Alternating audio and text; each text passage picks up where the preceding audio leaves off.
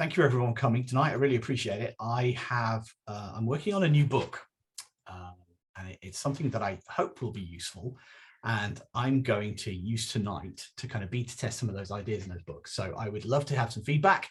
Let me know if you think I am deluded and actually this is all terrible, or if you get anything useful, I'd love to hear about it. But yeah, basically help me out. So I hopefully will give you a new tool to use tonight if you haven't got it already, and I'd love some feedback from you.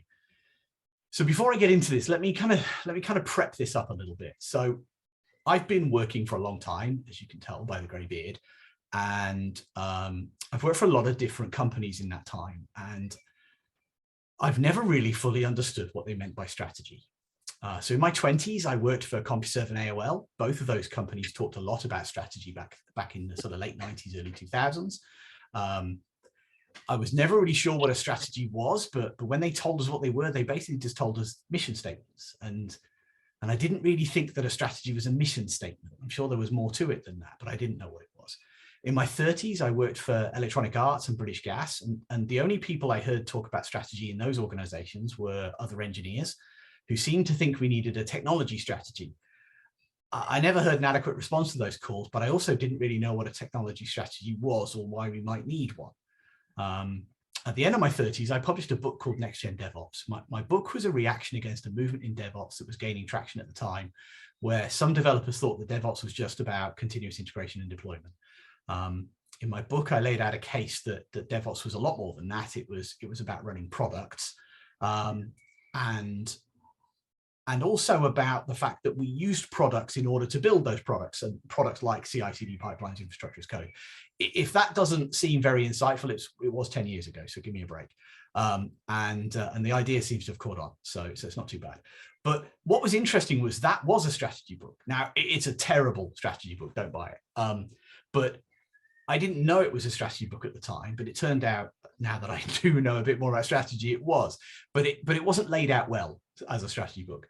In my early 40s, I got a job at the DWP as head of strategy for DevOps. And that's where I started learning what strategy was. That sounds weird, doesn't it? I learned about strategy in my job, where I got a head of DevOps job. I promise I didn't blag it. The deal was, the guy who hired me did know what a strategy was. And when he heard me talking about my position on DevOps, he recognized it as a strategy, and I kind of got that role and put some strategy in place there. Later, after that, when I joined Just Eat, I had a really simple commute, but it was really long. So I used all that time to read all of the strategy books I could find recommended by the world's leading military colleges. I'd already done a bunch of research and concluded that the military was kind of the people who were most confident in talking about strategy. So that was kind of my inspiration. And so this is that list. So these, you can do your own Googling and you'll find the same answers I found, but these are the books that most of the world's military colleges recommend. Some of these are very dry. So I warn you, if you want to get into this, On War by Karl von Clausewitz is translated from an ancient Austrian language from the 17th century or something, and the translator doesn't care how much you enjoy it. That was a hard going. Anyway, so those are the sort of the main books that I kind of read on this subject. Some of these are really good, by the way. The Grand Strategy of the Roman Empire is very cool. There's some more up-to-date books that also help. I'm not going to get around to it today, but ask me some other time why Dune is an awesome strategy book, and I will tell you. I've also got a blog article on that, by the way, as well. Domain-Driven Design by Eric Evans is a classic. A lot of people have read that already. It's been out for a while, but that's a great book. Good Strategy, Bad Strategy can help you lay out a strategy so other people get it. And Team Topologies by Matthew Skelton and Manuel Pays is awesome. Kind of dry because it's very academic, and they definitely wanted to prove they had the jobs, but it's a really good book. So this talk and the book I'm writing is a summary of the insights I've gained from reading those books and testing what I learned at the DWP, Just Eat, Zoopla, and most recently Marks and Spencer's. So first things first, let's have a look at the definition of a strategy. I pulled this off the internet. Again, you can do that same search yourself. So a plan of action designed to achieve a long-term or overall gain. A plan. I don't think a strategy is just a plan, right? If the Oxford English Dictionary is paywalled now, but it says something unhelpful about generalship or whatever. But I don't think a strategy is just a plan, or a plan that spans a long period of time. If that was right, then project managers would be writing these things, and they aren't. So I don't think the definition of a strategy is particularly helpful. So I just talked about the military. Let's take a look at some military strategies and see if that can teach us anything about strategy. So as the oldest human organization, the military has developed and used strategies for much longer than anyone else, which is probably why it's so prominent in dictionary definitions. Even if you're completely new to the concepts of strategy, you've probably heard of a couple of military strategies like the pincer movement or the Trojan horse, right? In military terms, the pincer movement is an attack where an adversary is caught between two forces and forced to deal with them both simultaneously. And ideally, they fall into chaos or retreat. Either way, the adversary is removed from the objective. The oldest known record of a pincer movement is that one I've got screenshotted there, the Battle of Marathon, so 2,500 years ago. Right? So this stuff's been around a while. The Trojan horse is probably allegorical, but I'm not a scholar, so I can't tell you whether it is or not. But you know the story of that, right? A horse statue left as a tribute to a city that's defending itself from a siege. The attackers fake sailing away. At night, the people spring out from the horse and open the city gates, and the attackers come back and take the city. Let's have a look at another strategy. So the concentric ring fort, these were generally built about the year 1000. So, you know, about 1,000 years ago. The enemy is forced to overcome line of defense after line of defense to get at the prize in the center. The image on the right probably looks familiar to most of you. If I talk to a cloud, network, or infosec engineer and tell them I'm implementing a concentric ring security model, they'll know exactly what I'm talking about, right? So the pincer movement and the concentric ring fort are both visual patterns. You can see the pattern, right? It's pretty bloody obvious. I'm not a genius here. The Trojan horse is a pattern too, right? Think about a Trojan horse virus. We use that same terminology, right? It's a piece of legitimate software that's got something nasty inside of it that sneaks into your computer late at night and opens the gates for everyone to get in. That's a pattern too. It's the same pattern that in theory they used thousands of years ago. So if all of those strategies can be described as patterns, perhaps a more helpful definition of strategy might be something like a pattern of actions that, when performed in similar conditions, will achieve predictable results. So are strategies patterns? Well, in software engineering, we talk about patterns all the time, right? This is a common thing. MVC, adapter, facade, microservice, microfrontends, event-driven development, CQRS, they're all patterns, right? These are all patterns we talk about a lot. So let's go take a look at CQRS, just because I like the look of it and I've got a story about it later. So command and query responsibility segregation. I always get that wrong. I always want to say resource segregation, but I think that works too. It's a pattern that separates read and update operations of a data store, right? So it's really super useful when you have to frequently update a database or some other data store, and you need to read from it, but the reads can be slightly out of date, right? You can suffer some eventual consistency. So it's a super useful pattern. Now let's take a look at a company called Zoopla. I worked there a couple of years back. So I bought this house because I searched for it on Zoopla. So Zoopla's a business with two parts that you might not know about. So there's the part that most people know about. You can go find homes and shop for something and find out what your home's really worth and all that kind of stuff. But it has a second part to its business as well. It makes CRM software, customer relationship management software, for estate agents. So it does some basic stuff that a lot of them do. It helps them upload listings to Zoopla and Rightmove. It does a bunch of other things to try and sort of improve managing the process of marketing and helping them buy and sell homes. If both sides of that business could share information in a sensible way, Zoopla could tell estate agents what people were searching for in particular areas, where they operate, and even where they maybe have property listed that matches people's searches. In addition, they could supply this information to the sellers so they knew what price brackets people were searching in. Once a home sale or a purchase was underway, the CRM software could update the Zoopla portal with real-time information about buying and selling and appointment booking, and even help pass messages between buyers, sellers, estate agents, solicitors on both sides of the transaction in near real time.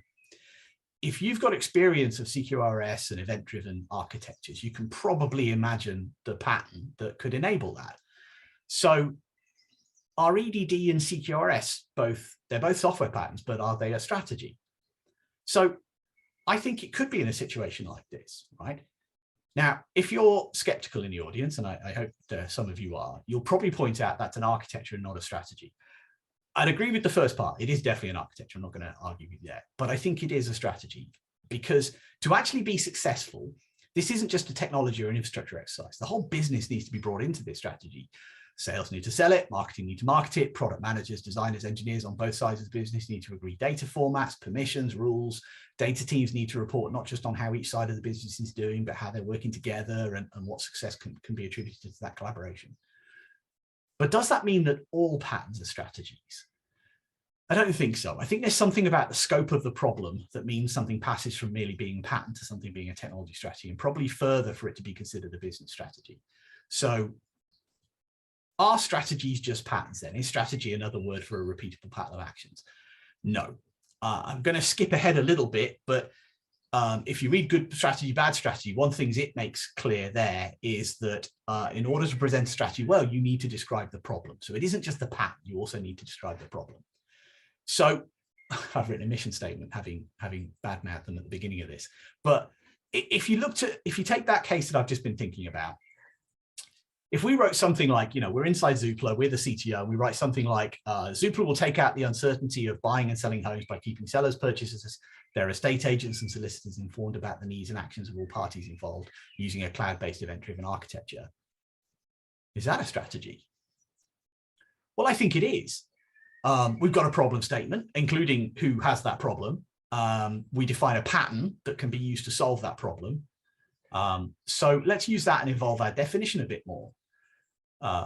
So could a strategy be a pattern of actions that when performed to solve a problem in similar conditions will produce predictable results? That's feeling a bit more like a strategy to me.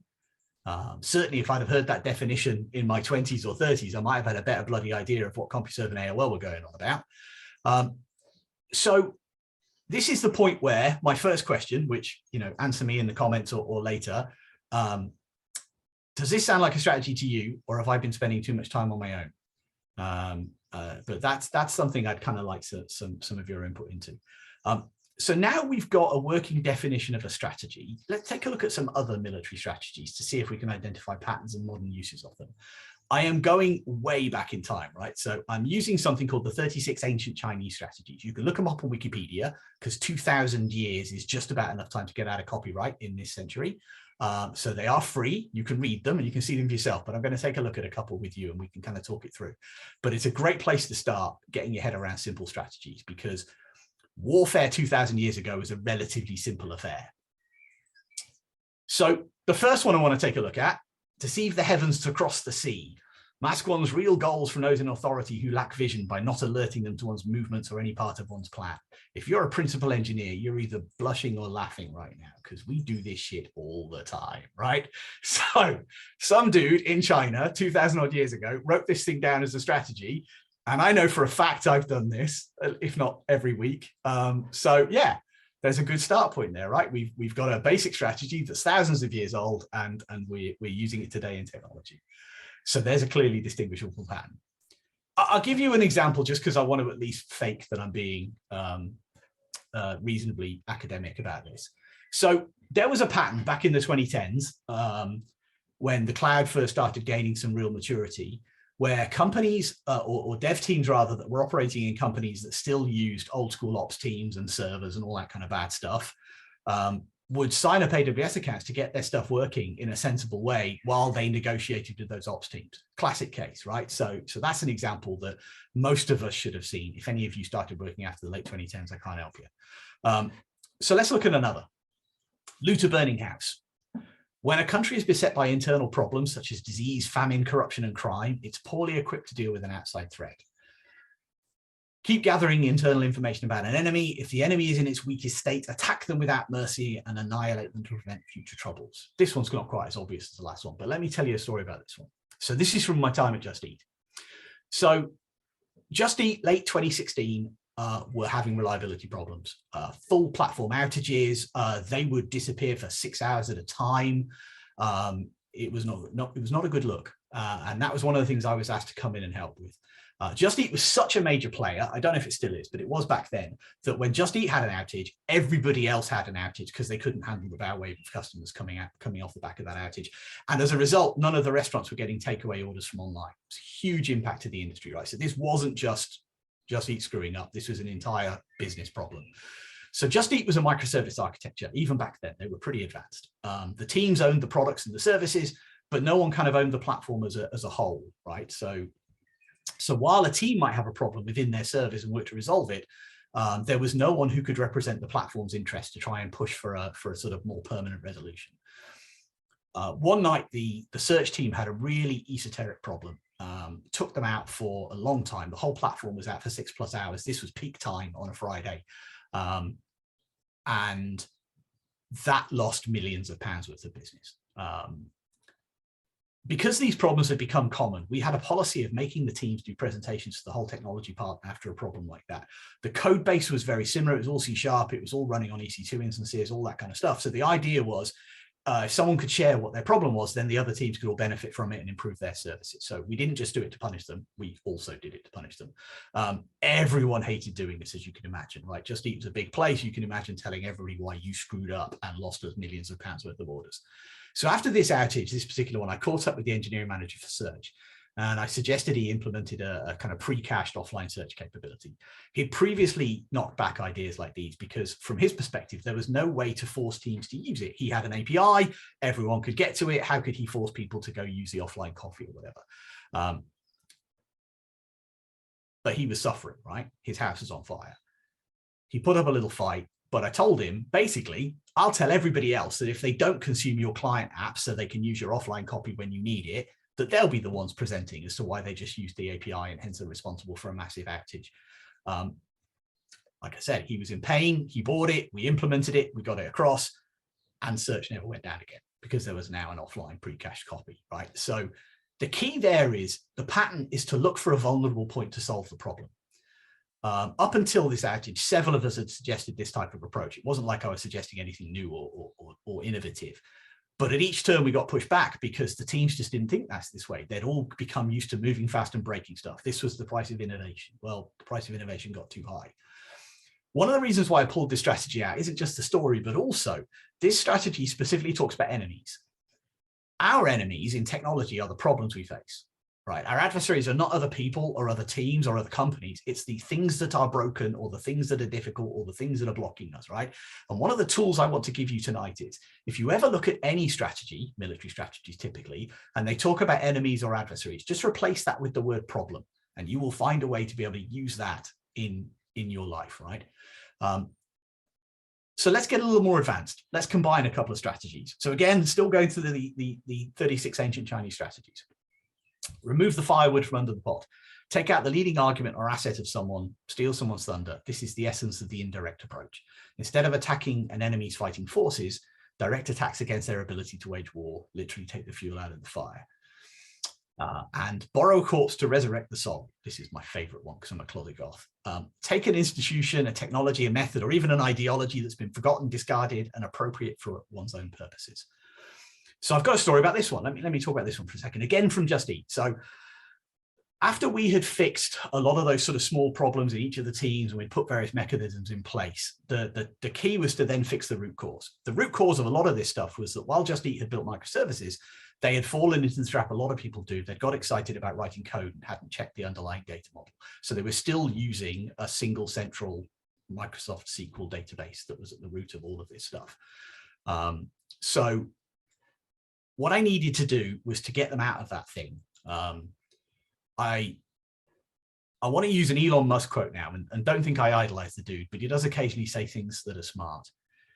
One of the biggest mistakes smart engineers make is optimizing a thing that should not exist. That was the case in this case, right? There was a database in the middle of this thing that should not have been there.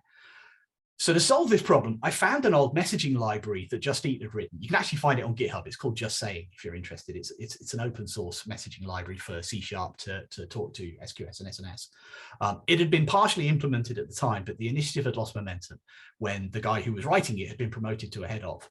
He was a popular dude. He was a great engineer. He was a great leader. So picking up his messaging library, encouraging everyone to implement it and switching to storing their updates into SNS and their own Dynamo tables was kind of an easy sell, right? Everyone liked this guy. This library was easily to make popular. It wasn't me bringing an idea from outside. It was resurrecting something that was inside. So I removed the fire from the scaling limitations of the central database by making it so that it wasn't blocking the operation of the platform. And I resurrected the corpse of an old messaging library that then became basically the center of Just Eat. So Just Eat is now an event-driven architecture off the back of this strategy.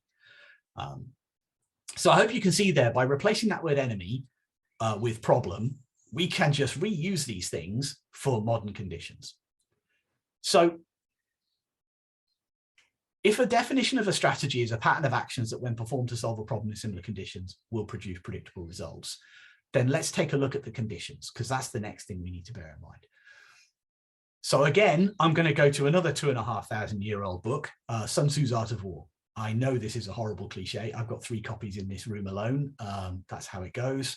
I've got the manga, and I've got the graphic design version, and I've got the English translation. But anyway, so let me read you from the first chapter of Sun Tzu's Art of War. The art of war, then, is governed by 5 constant factors to be taken into account in one's deliberations when seeking to determine the conditions obtaining in the field. These are the moral law, heaven and earth, the commander, method, and discipline. The moral law causes the people to be in accord with their ruler, so they will follow him regardless of their lives, undismayed by danger. Heaven signifies night and day, cold and heat, times and seasons. Earth comprises distances great and small, danger and security, open ground and narrow passes, and the chances of life and death. The commander stands for virtues, wisdom, sincerity, benevolence, courage, and strictness. By method and discipline are to be understood the marshalling of the army in its proper subdivisions, the graduations of rank among the officers, the maintenance of roads by which supplies may reach the army, and the control of military expenditure. So let's talk about that for a second. The moral law. I think of this as the morale of our people. In order to execute a strategy successfully, our people have to believe that we're doing the right thing for the right reasons. In product and technology, our organizations are really full of intelligent people. They need to understand the wider context they're working in. They're not just going to take our word for it. Heaven, according to Sun Tzu, signifies the temporal conditions. So seasonality is a major factor in some businesses that needs to be planned and allowed for, but also everyone's got deadlines, planning, logistics, those all need to be managed. Earth represents the physical conditions the strategist needs to factor in. So the most obvious ones are the ones that Sun Tzu mentioned: distances, open ground, narrow passage. So logistics, everyone knows the story about UPS taking out left turns from their delivery because it meant they could deliver faster. So logistics is important to a lot of businesses. But more than that, Earth includes dangers and security. I've mentioned the magic word, right? Everyone in tech knows about security. The importance of security and the dangers inherent in not prioritizing it appropriately include everything from fires to existential threats, depending on the nature of the threat. However, prioritizing security appropriately includes the risks of over-prioritizing it as well as under-prioritizing. So businesses that focus too much on security find themselves unable to keep up with their competitors. The strategist also needs a compelling leader for the teams to rally to. So this is Sun Tzu's commander. The attribute that Sun Tzu called out is still important today. The leader needs to stand for these attributes, not literally embody them, right? So the leader is the avatar of the strategy. And I'm talking to this group about that because in my experience, that's generally that principal engineer role, right? That's that person who is the avatar for that strategy that people rally around. And in technology, we often do silly things like we promote the most technical person as opposed to the person who's the best leader. And that's something to bear in mind when we're trying to transform organizations and help teams out. The last of the 5 constant factors is method and discipline. So this describes the actions necessary to remove the impediments to progress. So in the tech industry, we call these blockers. Blockers prevent a team or an individual from carrying out their objectives. So the kinds of things we do to remove blockers are org structures, career frameworks, and best practices. This is why whenever a new CTO takes over a department, they reorg. Right? That's a cliche, right? But what they're trying to do, you would hope, is to remove the blockers from an organization, to improve the communications, to improve the flow. That's the goal of these things. So I tell you this because if you're in an organization that's in that kind of change and you see these kinds of things, instead of just going, oh God, another reorg, start looking for why is this in place? What does it help? And if it's not helping the right things or you think it isn't, talk to people. That's what these things are for. I'm telling you this because I used to have this feeling, certainly sort of 10 years or so ago, of, oh my God, another person, another bloody reorg, right? But actually, we do these things for a reason. So when you're thinking about the problem you want to solve, and maybe you're thinking about strategies you might use, also think about the conditions in which you execute that strategy. Because if those aren't right, you might need to change some of those conditions, and you might need strategies to do that too. So in conclusion, a strategy can be thought of as a pattern of actions that when performed to solve a problem in similar conditions will produce predictable results. The conditions that exist consist of people, the environment, time, leadership, and the organization and its implementation capabilities. If those conditions aren't conducive to executing a strategy, it may be that you need strategies to change those conditions. And in order to find those strategies, well, there's a lot of them online, a lot of them are military, and at first glance, they may not look useful, but if you replace the word enemy with problem, there's a lot of value in that. So that's it. That's all I got to say today. I'd love some feedback. If you think I'm onto something, that's great. I'll continue writing this book. If you're not, I'll forget it and write a different book. But yeah, that's my talk. Thank you very much.